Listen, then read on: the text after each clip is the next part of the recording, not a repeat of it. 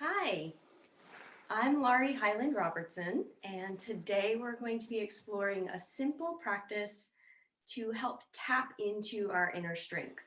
So really finding our center in a physical way. It's not going to be a sweaty practice, but definitely a way to connect in and draw on our inner resources. So we're going to be doing some accessible physical exercises and also some breathing exercises that should be just fine for most people. But if at any point the breathing makes you feel lightheaded or anxious or the physical movements don't feel right to you, just know that you're always welcome to pause and simply observe, come back to it later. Everybody's going to feel these practices differently, and it's totally up to you how you do them. I'm just offering options for feeling into your center. So today's practice is going to work best if you're sitting in a sturdy chair. I've got one of my dining room chairs here, but if all you have available is a soft or cushiony seat, that'll be just fine too. You might like to have your feet resting on blocks or books. I've got my feet propped up on blocks because my legs don't quite reach the floor. So while you're getting your chair set up, I will introduce myself. Like I said, my name is Laurie Hyland Robertson, and I am the editor of a magazine called Yoga Therapy Today, which is published by the International Association of Yoga Therapists. And by the way, anybody who's interested in the idea of increasing the use of yoga in therapeutic settings, anybody is welcome to join IAYT. It's not expensive as far as professional associations go, and you get a lot of value from your membership. And it includes a subscription to Yoga Therapy Today. So I'm also, in addition to being an editor and a yoga teacher and a yoga therapist, I'm also a Pilates teacher. Pilates is all about strengthening your core, your physical center. So we'll incorporate some gentle Pilates techniques along with ideas from yoga and other mindful practices. And as I said, even though this practice is about finding strength in a crisis situation, we're not going to be doing soup can weights or doing planks or push-ups. But I do hope that you'll take some of these ideas with you as you do lift weights or go for a walk or do the dishes or write a report. Really incorporate them into your daily life, even when we're not in the middle of a pandemic. And I say that because our day-to-day activities can really become an exercise in mindfulness. And in that way, over time, our day-to-day activities can help us to direct our focus where we would like it to be, away from things that are not helpful, not nourishing, and to where we would like our focus to be more of the time. For a lot of people, not for everyone, of course, but for many of us, it's easiest to begin mindful practices with the physical body, with something tangible that we can touch. And of course, the physical strength that we'll be cultivating is also a metaphor. It's a way of accessing mental and emotional strength when we might not feel like we have any reserves to draw on. But this gentle physical strength is useful in its own right too. It can really be a comfort to feel capable in this way. I've found that when clients and students are able to tap into this flexible sort of strength, to know in a deep way that it's there, it can be quite soothing. So today we'll be connecting into our center, into this place of steadiness in a few different ways. And we'll be drawing on the innate strengths that we might refer to in yogic practice as an inner resource of well-being. That's yoga teaches that this is something we all have. And that inner resource of well-being is the way a yoga teacher in Australia, Lee Blaschke, really wonderful teacher, he puts it that way. So if we don't practice deliberately cultivating the awareness of this inner resource, it can be more difficult to remember that that quiet strength is always there. So let's get to the practice. We will have a few minutes at the end for questions, but really the point of this practice is the experience of it.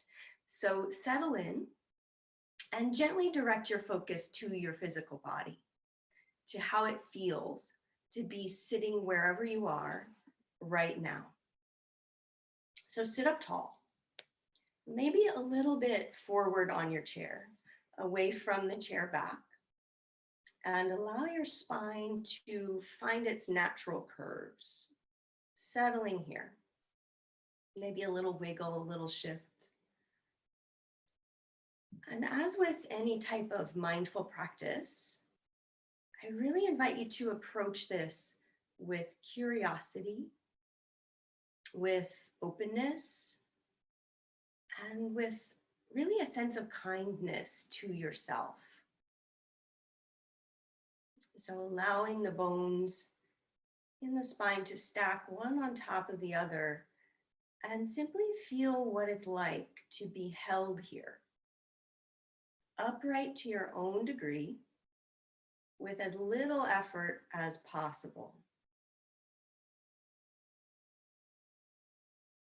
And as I mentioned, everybody's going to feel these practices in a different way, and that's great. Totally fine.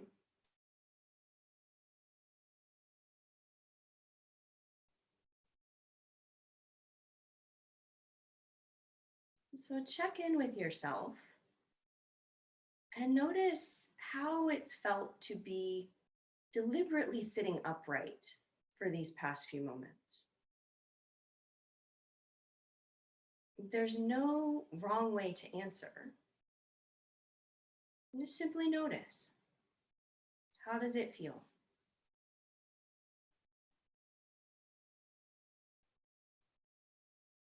Begin to notice now your breathing. So I'm going to take this off so you can see a little bit better what I'm doing. Let's start to notice that as you breathe, your belly moves in and out. The belly expands on the inhale, and the belly gently draws back on the exhale. And as you notice this movement in the belly, and as we move through the rest of the practice, I invite you to really allow the movements and the breath to become the whole of your experience. There's nothing else to do right here, right now. Notice the breath moving in, belly expanding, and breath moving out, belly drawing back.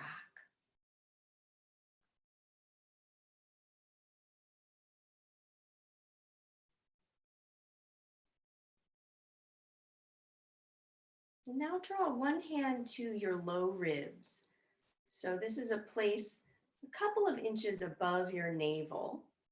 Bring the palm of one hand there, and then take the back of the other hand to the same level on your back. So you're sandwiching yourself. And continue to feel your breath. Feel how it moves. As you inhale, the ribs expand front to back. And as you exhale, your hands get a little bit closer together. And I'm exaggerating this by moving my hands. You won't do that. You're just using your palms for feedback. So feeling as you breathe in how the ribs expand forwards and backwards. And as you breathe out, they draw in toward your center. You can, of course, drop your hands at any point. It's just there for feedback, but feel into this movement in the low ribs. Belly still expanding too. Belly still drawing back also. A few more breaths like that. Awareness in the front and back of the low ribs.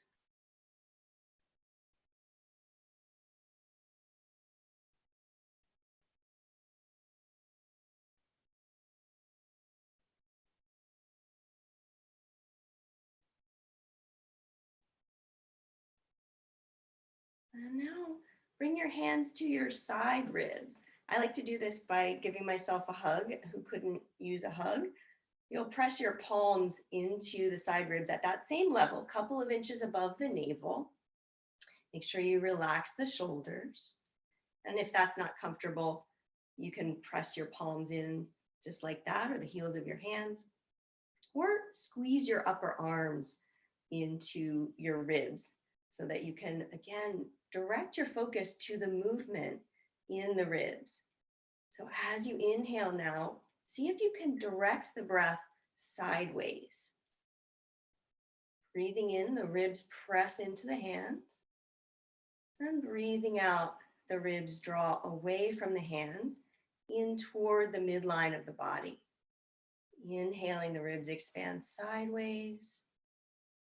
And exhaling, they draw in toward your center. A few more breaths like that.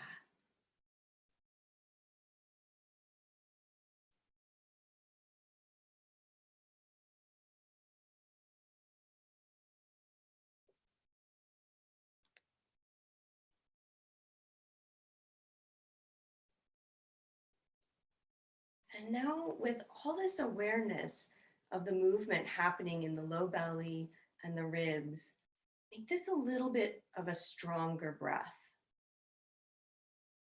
As you exhale, think of pulling your belly muscles away from the fabric of your shirt.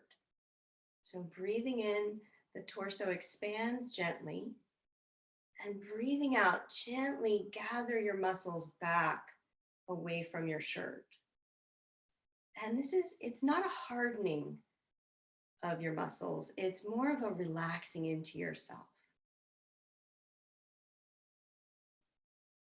So even though the breath is a little bit more forceful now, still never strained. Let's try to keep it really soft. But if this makes you feel anxious, as we move into a little bit stronger breath here in a moment, especially, you're welcome to go back to simply noticing the gentle in and out of the breath in the belly and stick with that for the rest of the practice. Think of this strength that we're building as flexible strength, so nothing rigid. It's more about promoting calm steadiness than it is about getting a six-pack or anything like that. So this little bit stronger breath, we'll do maybe 2 sets of 3 or 4 breaths. As you breathe in, let the ribs expand, especially side to side. And as you breathe out now, push the air out, hollowing the belly back. Try to do this in and out through your nose if you can, but if you need to use your mouth, that's fine. So inhale, ribs and belly expand. Exhale, draw back. 2 more like that. Breathe in, breathe out. Last one here, breathe in, breathe out. Come back to a natural, easy breath. Let everything settle. We'll do one more round of that. And as you do, make sure that your spine is really staying upright. There's a tendency when we try to access these muscles in our center that we might want to round the back a little bit. So as you pull your belly back, see if you can keep your shoulders back over your hips. So a few more of those breaths, breathing in, expanding, and breathing out, strongly drawing back. 3 more at your own pace.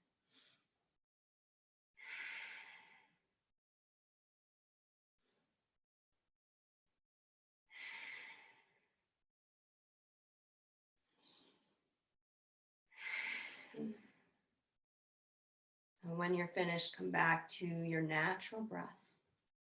Let it be easy, but see if you can keep your spine upright. So now let's take that awareness of our center into some physical movement, just gently.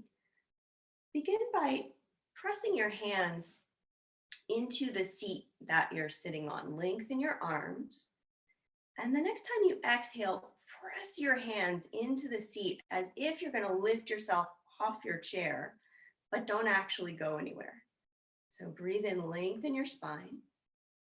Breathe out, push into your chair, lengthen, and feel that extra little gathering up and in of your center. Do that a couple more times. As you exhale, press into your chair seat, lengthen up.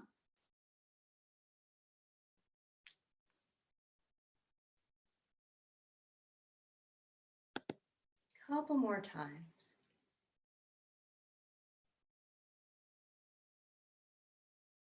And then settle back, relax. Notice that work in the body, wherever you feel it. And now trying to keep your hips and your shoulders centered. Let your hands rest on your thighs or your knees. And lift one heel. The toes and the ball of the foot can stay down. And then set that heel down and lift the other one. And side to side, lifting one heel and the other. And you'll notice that I'm not shifting side to side as I do this. I'm really staying steady in my center. So if this is easy, you could progress to lifting one foot and then the other. You don't have to. You can still feel the work with the smaller range of motion. Right? This is about working from that steady place in the center. When you feel even, let that go. Pause. Maybe reconnect with your breath. So still breathing in and expanding and breathing out, feeling that gathering in of your abdominal muscles, your back muscles. Let your arms relax by your sides and maybe rest your hands on your chair seat. That'll give you a little bit of extra support. Inhale, lengthen up, expand the ribs, keeping the hips steady. As you exhale, take a little side bend. Breathe in, come back to center. Breathe out, little side bend the other way. Keep going at your own pace. And as you do this, try to keep the opposite hip rooted down into your seat. You could start to make the range of motion bigger if it feels okay to you, but you don't have to. So remember, the idea here is to create flexible strength, resilient strength.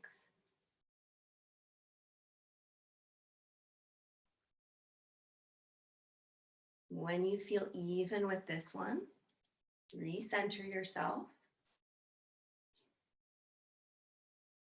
Find that gentle gathering up and in your belly.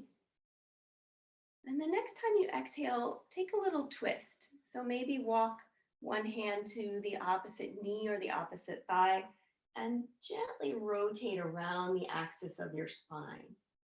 Staying broad across the collarbones, really open in the shoulders. As you breathe in, come back to center. And as you breathe out, rotate. Couple more times with your breath, really feeling how you've got this stability that actually kind of prevents you from going too far into the range of motion.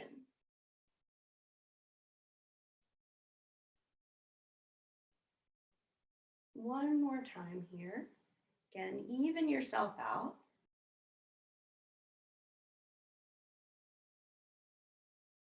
And let's go back to the first thing that we did with the side bend. And if you choose, you can bring your hands behind your head and come about halfway back on your chair. So it's fine to do the side bend we did a moment ago, or you could make it quite a bit more difficult by leaning back. So leaning back with a flat back, and then take that little side bend. You could do this with your hands on the chair too. That extra support, lengthening in the center, but still with that backward lean.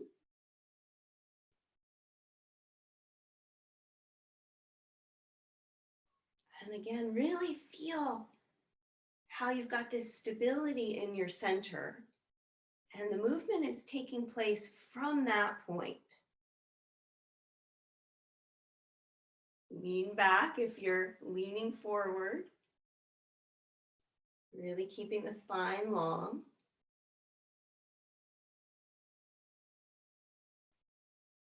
When you feel even, come back to center. Relax your arms, maybe roll your shoulders.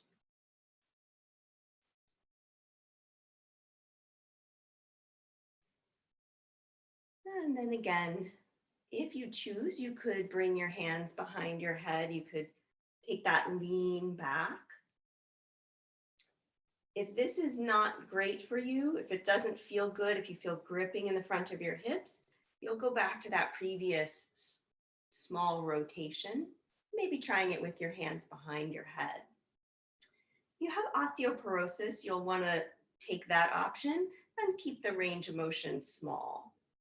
Otherwise, let's take this into a little bit of an oblique crunch. So leaning back and then leaning forward, drawing one shoulder toward the opposite hip. Still feeling the stability and the strength coming from your center.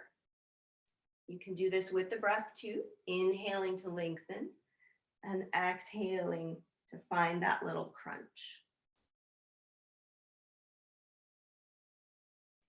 You can keep going with this. You can go back to the previous versions, or you could start to add a knee lift as you rotate. Couple more of whatever you're doing. Remembering that the point is not to get shredded, the point is to feel into your center.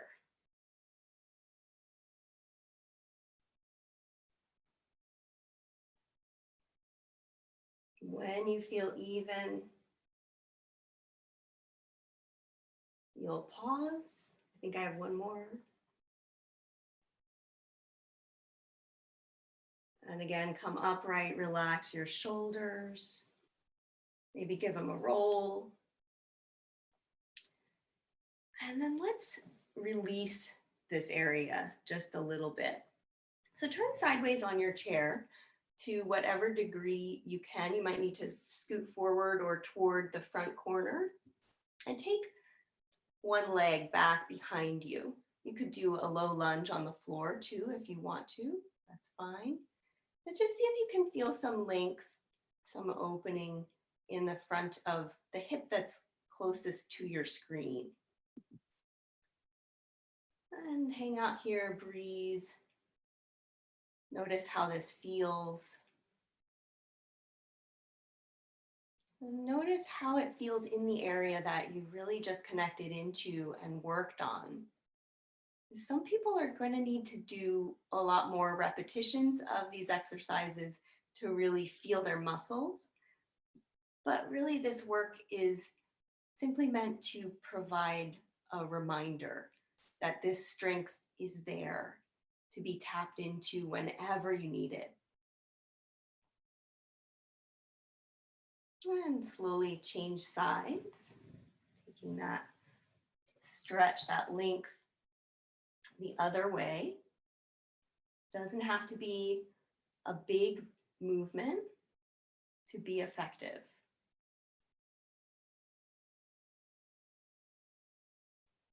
Just coming to a place where you can feel some length and some openness in the front of that hip. You might feel it other places too, including up into the torso.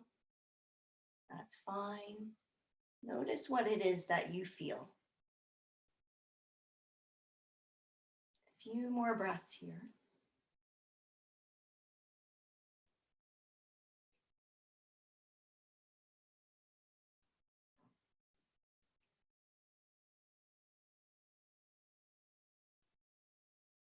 And bring it back to center. Resettle yourself. Re-lengthen your spine. Allow again the natural curves to come in, that sense of stacking. And maybe allow your eyes to settle closed, or simply let your gaze soften.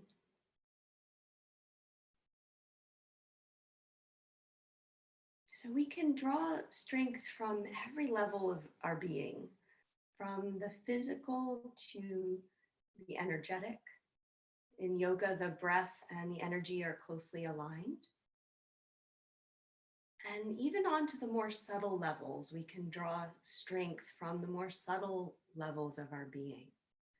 And these levels, these layers, they're all interconnected according to yogic ideas. And our being, our system, also includes our community, includes the people with whom we're connected, the people we're connected with in ways large and small. And our system also includes the natural world. It includes the environment around us. So we can ultimately draw strength from all of these sources. From the microscopic to the wide world around us, each one of us really participates in the creation of our own reality. And our thoughts, including the way we think of ourselves as strong or not strong, the way we think of ourselves shapes our experience. It's really easy to forget just how much influence we have over our experience of the world, especially when so much seems to be happening that's beyond our control. But we really do have influence. As I said at the beginning, if we don't deliberately practice cultivating awareness of our strength, it can be more difficult to remember that it's always there.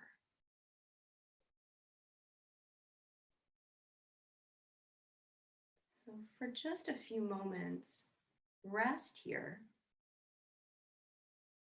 and feel into the strength that you have.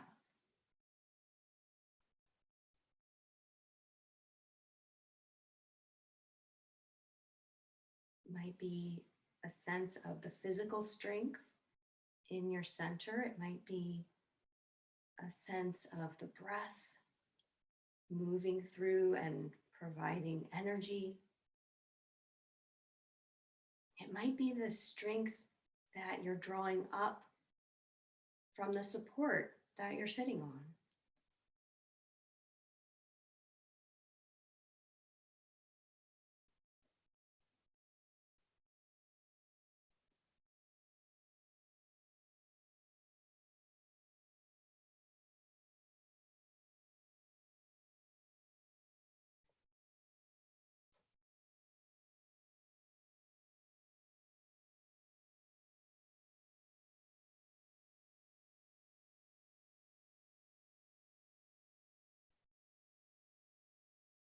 So hopefully you feel a little bit stronger now. Maybe you're able to access some muscles that you didn't know were there or that you hadn't been using for a while. But just a final note about our practice today and really about all of the mindful practices that you'll encounter. We do these practices when we practice cultivating inner strength, not so that we can endure, not so that we can put up with any circumstance, especially unjust circumstances, but we do these practices so that we can remember that we have the power to shape our own experience, so that we have the inner strength to take action in the world. So I really hope that you've enjoyed this exploration and that you'll incorporate these practices into your daily life, maybe bringing in the breath, maybe bringing in a little bit of movement from that strong, stable center, just as a way of connecting to your own innate power and as a way of actively engaging with your life. So you can find some more about these ideas in a book that I've helped Marlisa Sullivan to write. It's called Understanding Yoga Therapy, Applied Philosophy and Science for Health and Well-Being, and it's being published by Routledge. And my name is Laurie Hyland Robertson, and you can find me on wholeyoga.net. That's WHOLEYOGA.net. Whole Yoga and Pilates is my studio in the Baltimore-Washington area. And we have classes usually in the studio, but right now all of our classes are being live streamed online. And you can find the International Association of Yoga Therapists at iayt.org. So check out all of the other great information on HealthFlix. All of the presenters have donated their time and effort. The organizers, this is a completely volunteer effort. And so if you're so inclined and you're able to do so, you are invited to make a donation yourself to Doctors Without Borders. So I hope that you've enjoyed our practice this morning. We'll see if there are any questions. Come a little closer so that I can see what's going on. It looks like we don't have any open questions. And thank you, Lisa, for your comment. Glad it was what it felt like you needed right now. So if there are not any other questions, hopefully you did really get the idea that this is your own practice and there's no right way to do it. There's no wrong way to do it. Whatever you do that helps you to tap into your center, tap into your strength is probably a good practice to cultivate, especially if you can approach it with that flexible mindset, not rigid strength, not gripping or holding, but flexible, so that you can bend to the winds.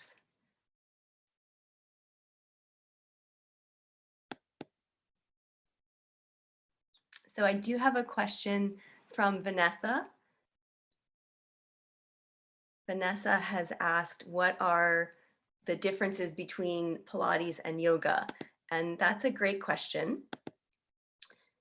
So yoga is based on a wisdom tradition that's thousands of years old, however you look at it. It's definitely a very old practice, and it's a complete system for living. Pilates is very focused on the physical body, which yoga acknowledges is one aspect of our experience, but it's only one aspect. Pilates is very focused on, as we've said, strengthening the physical center and the core. And a lot of people think it's about abdominal exercise, which it is, but the physical core also includes the shoulders, the hips, the back. And I find it's really useful to bring into my work with yoga and yoga therapy because it is a mindful exercise. So any exercise that you do mindfully can become a yogic type of practice. So I hope that helps. There is a lot to learn, as somebody just commented. Uh, and on my website, wholeyoga.net, there's a little bit of a deeper description of the differences between yoga and Pilates. One thing that I find is that most people, when they start the practice of yoga, the physical practice anyway, they notice the demands on their flexibility. Whereas when people begin a Pilates practice, they notice the demands on their strength and the challenges to it. And over time, those two kind of tend to switch.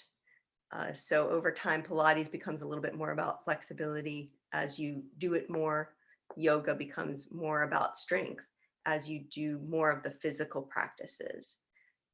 However, yoga is really, the physical practice of yoga is just a tiny part of what yoga has to offer.